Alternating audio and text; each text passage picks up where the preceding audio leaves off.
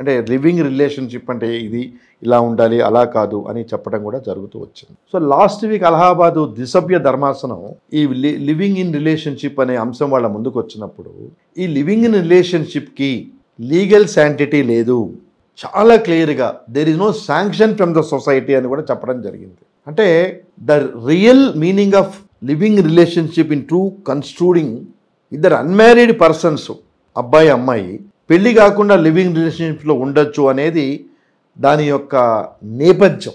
అంటే ఉన్నత న్యాయస్థానాలు ఏ రకమైన తీర్పులు ఇస్తున్నాయి, కానీ as a citizen of this society as well as in the country modalities అనేది it should be self disciplined modalities. Supreme court చెప్పింది కదా 397 కొట్టేసిందని, నేను ఆడ మగ పెళ్లి చేసుకుంటామంటే అది న్యాయస్థాన విజ్ఞతకే వదిలేసాం.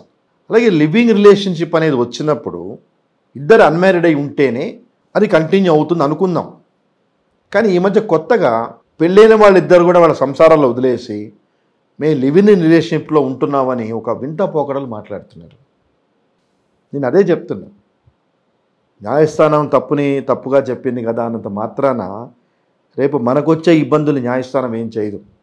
At least to bring awareness among the general public, because still we maintain the values and moralities in the family system. కాబట్టి ఐఎమ్ వెంచరింగ్.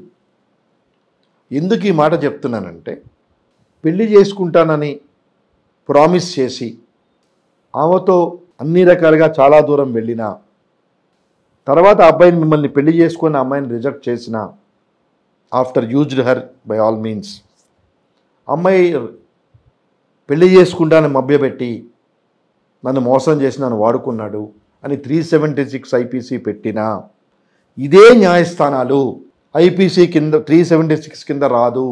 ఇది కన్సెన్షువల్ సెక్స్.